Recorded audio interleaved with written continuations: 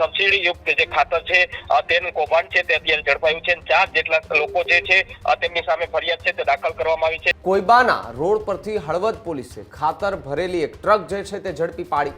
પોલીસે અંદાજે 8 લાખ રૂપિયાનો મુદ્દામાલ કબજે કર્યો છે.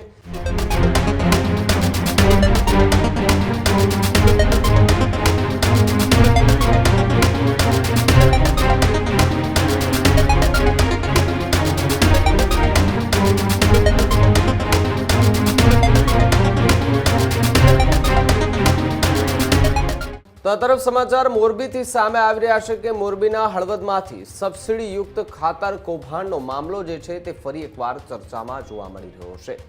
ખેડૂતને ખાતર મળતું નથી અને બીજી તરફ સબસિડી યુક્ત ખાતરનું કૌભાંડ જે છે તે કરતા કૌભાંડીઓ જે છે તે હાલ સામે આવી રહ્યા છે.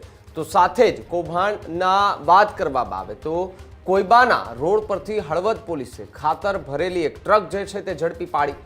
કુલ 400 જેટલી બેગો સબસિડી યુક્ત ખાતર જે છે તે જપ્ત કરી લેવામાં આવ્યું.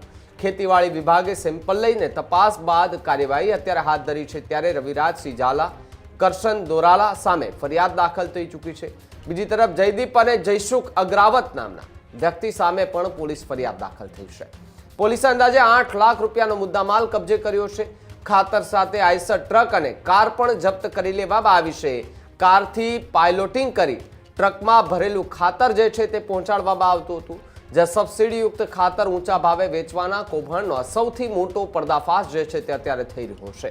12 ડિસેમ્બરે પકડાયેલા કેસમાં હળવદ પોલીસ સ્ટેશને હાલ ફરિયાદ જે છે તે દાખલ થઈ ચૂકી છે અને અલગ અલગ દિશામાં તપાસ કર્યા બાદ પોલીસ દ્વારા કાર્યવાહી હાથ ધરવામાં આવી રહી છે. ત્યારે આજ મુદ્દે વાત કરવા માટે મારી સાથે મોરબીથી મારા સહયોગી રવિ જોડાયા છે. રવિ, જે રીતે ખાતરની હેરાફેરીની ઘટના સામે આવી છે કે જ્યાં સબસિડી યુક્ત ખાતર ઊંચા ભાવે વેચવાનું કૌભાંડનો પર્દાફાશ જે થયો છે, પોલીસે કઈ દિશામાં તપાસ કરી અને કયા પ્રકારની અત્યારે કાર્યવાહી?